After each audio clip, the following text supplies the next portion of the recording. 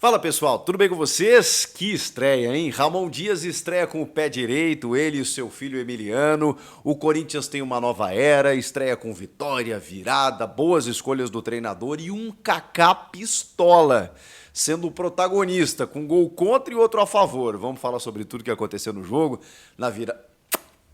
Fala pessoal, tudo bem com vocês? Que estreia de Dom Ramon, com vitória, virada, boas escolhas, muito passou pelo comando técnico, algumas estreias também bem interessantes e um Kaká pistola, protagonista do jogo, fazendo gol contra e a favor. Muita coisa pra gente falar desse jogo. Chega mais, eu sou o Chico Garcia, inscreva-se no canal e vamos juntos!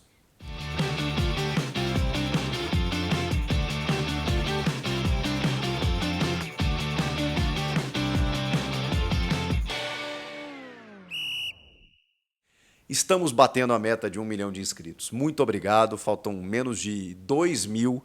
Então, puxa vida, gente. É questão de horas, de dias. Brigadão para todo mundo que comprou a ideia lá no início. Em junho de 2019, veio uma pandemia, a gente seguiu o trabalho, são mais de 5 anos, fazendo lives depois dos jogos, muitos conteúdos diários, trabalhando de madrugada, de coração.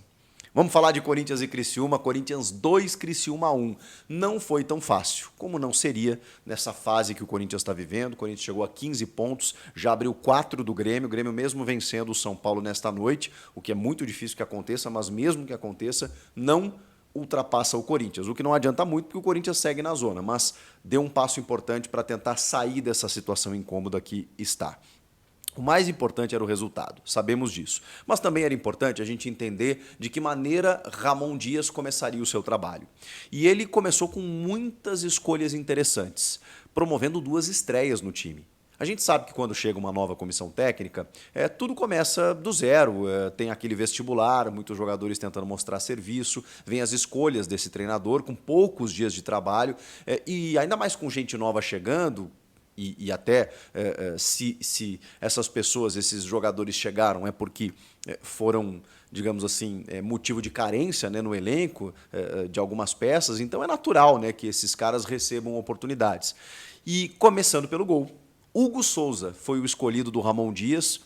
Eu imaginava que isso pudesse acontecer, mas não tinha nenhuma informação e talvez até esperasse, né, para colocar o Hugo, ele já coloca no primeiro jogo e olha, o Hugo Souza deu conta do recado. Eu já falei aqui, já reconsiderei minha opinião. É claro que é apenas um jogo, mas a gente reconhece algumas coisas, né? A gente entende alguns sinais. Não é apenas pela atuação, é pelo envolvimento, é pela postura, é pela personalidade. Ao Donelli falta muito disso. E pode ser que ele se torne um grande goleiro daqui a um tempo. Acho que ele precisa de uma rodagem, talvez até ser emprestado. Ele teve a sua chance. Eu sei que o contexto não favoreceu, é um grande trabalhador, é um grande identificado, abnegado pelo Corinthians, mas a verdade é que o Donelli não deu conta do recado quando a chapa esquentou, quando a batata veio para o colo dele. E o Hugo, cara, pensa bem, no meio de todo esse contexto, o cara chegando, uma estreia com a camisa do Corinthians, na arena, precisando ganhar a estreia do novo técnico, e ele, no primeiro tempo, fez um milagre. Um milagre. O cara chegou na cara dele e ele fez uma defesa espantosa, das melhores que eu já vi nesse estádio. Já para dar aquela moral e o cartão de visitas. Depois, no segundo tempo, ele fez 2 maravilhosas, em que tinha endereço. E ele foi lá buscar, foi seguro, foi envolvido, terminou o jogo, vibrou como poucas vezes se viu. Então, assim, ele venceu o jogo. E o gol que ele toma não foi culpa dele. Poxa, um chute do meio da rua, sem marcação, sem o espaço diminuído, desvia no Kaká, a bola vai no cantinho e ele não consegue pegar. E mesmo assim o Corinthians vira o jogo. Então teve estrela, teve boa atuação, teve personalidade. Hugo Souza, novo titular do goleiro do Corinthians, o camisa 1. Não tem muito o que falar sobre isso. Ele escala o Kaká ao lado do Gustavo Henrique, o Mateuzinho e o Hugo nas laterais. O Mateuzinho ainda continua com muitos problemas técnicos. O Hugo fez a jogada do gol do Romero, e que jogada, olha, não sei se foi orientação, mas já é algo diferente do que estávamos vendo, né? O Hugo passando no meio de campo, o Hugo chegando na linha de fundo, o Hugo cruzando, caramba, é óbvio que isso foi treinado. num belíssimo passe de calcanhar do Wesley, que saiu depois muito criticado, porque o Wesley eu acho um baita jogador, mas ele tá no momento, eu não vou dizer que ele tem dificuldade, vou dizer que ele está no momento de dificuldade, de confiança, de tomada de decisão, de não saber exatamente, às vezes, quando toca, quando passa, às vezes ele tenta um drible a mais, e o Ramon até falou sobre isso na entrevista, acho que ele vai ser lapidado e conversado para que ele melhore nesse quesito. Mas ele também participa desse primeiro gol, que é um gol super importante. Mas enfim, aí no meio de campo, ele tira o Breno Bidon. E aí já vem a segunda grande mexida, mudança, interferência do Ramon Dias, que é a entrada do Alex Santana, que não foi nem apresentado para a Fiel, não deu entrevista coletiva de apresentação, simplesmente foi anunciado no site, bidou, entrou no bid e no dia seguinte estava em campo na Neoquímica Arena como titular. E eu vou dizer que foi errado? Não, pelo contrário. Foi uma decisão acertadíssima. O Alex Santana jogou muito, parece que ele joga há anos no Corinthians. Ele diz que é corintiano de infância, ele é da base do Inter, mas é aqui do interior de São Paulo. Então, assim, ele estava correndo em todas as partes do campo.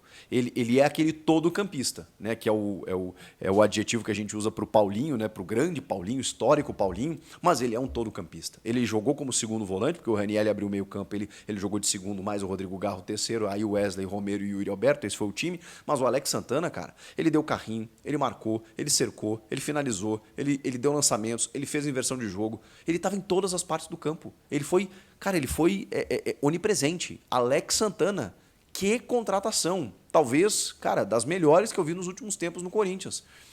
Eu sei que é um jogo, né? A galera pode pensar que eu me empolgo quando eu falo isso, mas eu tô falando desse jogo. E tô ampliando um pouco, porque assim, acompanhei esse cara no Atlético, no Botafogo, eu sei da capacidade dele.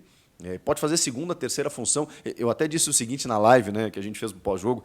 Ele fez todas as funções do meio-campo, mesmo de segundo. Ele é um segundo homem, ele é um volante, mas ele faz todas as funções. Ele faz a de primeiro, ele faz a de terceiro, ele faz a de segundo.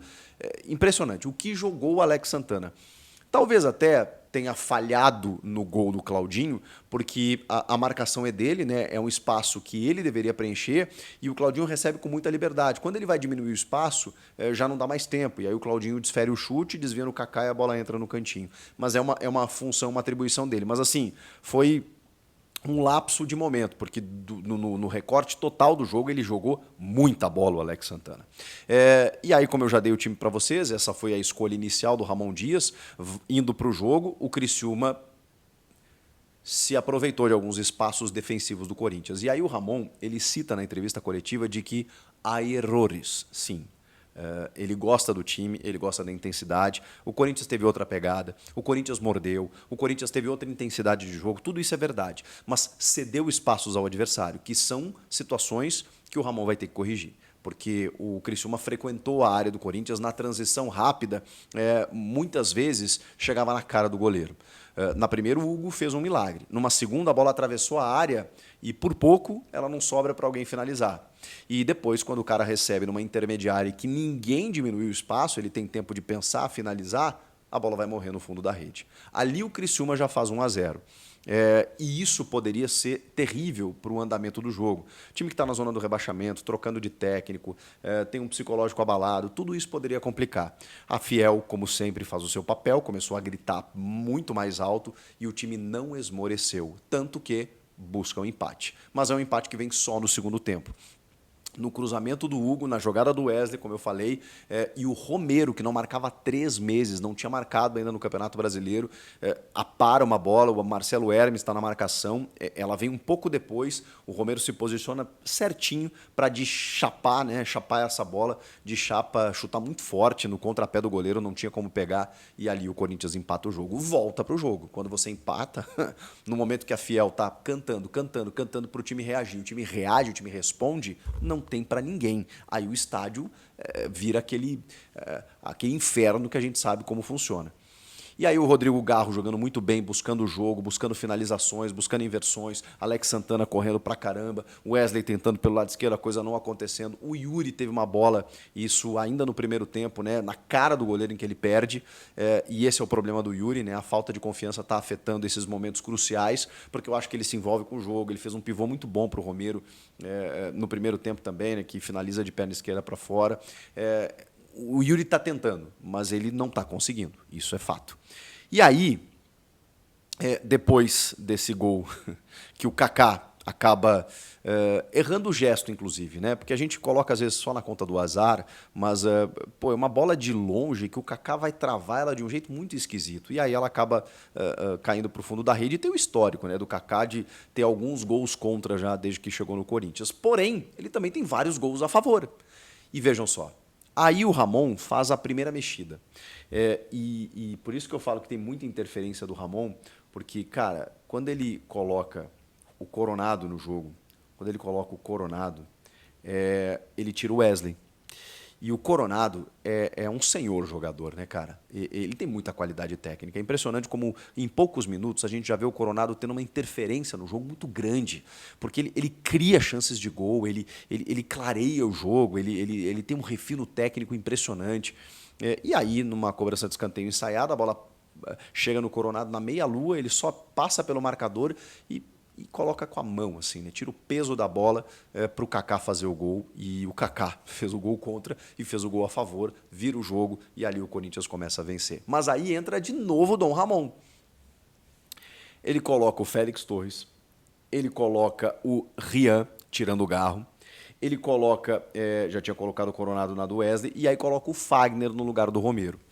Ele termina o jogo com Félix Torres, mais pelo lado direito, Gustavo Henrique e Kaká entre os zagueiros, o Fagner e o Hugo de alas, meio de campo com o Ranielli, que tomou o terceiro cartão, né, e está suspenso, Rian, Ranielli, Rian e Alex Santana, 3 volantes, com o Coronado e o Yuri Alberto, sozinho lá na frente. Quase um 5-4-1 ou um 5-3-2, dessa maneira o Ramon Dias termina o jogo, para montar um ferrolho e dizer, acabou o jogo. Acabou o jogo. Depois dos 30, 35 do segundo tempo, acabou o jogo. É Corinthians 2-1. Nada mais vai acontecer. Pode ser que numa escapada, e até o Corinthians teve alguns contra-ataques, fizesse um terceiro gol, mas o Criciúma não vai mais fazer. Foi isso que o Ramon informou ao jogo o que estava acontecendo naquele momento. Errado, ele não está, porque o resultado era o mais importante. Então, assim, ele teve boas escolhas para começar o jogo, ele mexeu bem, a estrutura funcionou, o time teve pegada e o time venceu. Eu não tenho o que dizer de Ramon Dias nessa estreia. Ele fez tudo certo. Ele fez a leitura correta da partida, do que precisava ser feito. E promoveu estreias interessantíssimas, em que os caras foram muito bem. O goleiro Hugo e também o Alex Santana. Cara, foi um começo brilhante. Foi só o Criciúma, é só o primeiro jogo, era um jogo em casa. Tudo isso é verdade, mas ele precisava começar assim. Era o mínimo, porque agora abriu 4 pontos do Grêmio, como eu falei, ainda está na zona, mas tem jogos a serem jogados, tem erros a serem corrigidos, mas tem uma outra cara de time, uma nova motivação, uma nova esperança, uma comissão técnica que me parece saber o que está fazendo, com reforços que estão chegando, e ele falou na entrevista sobre outros que podem chegar, ou seja, o time pode agregar mais qualidade ainda, mas com o que tem, gente, já é para estar acima de muitos times da tabela. Com o que tem hoje, já é para estar na frente de muitas equipes. Então é isso que o Ramon vai tentar fazer. É tentar fazer com que a prática ela seja muito mais fidedigna ao que a gente vê em campo.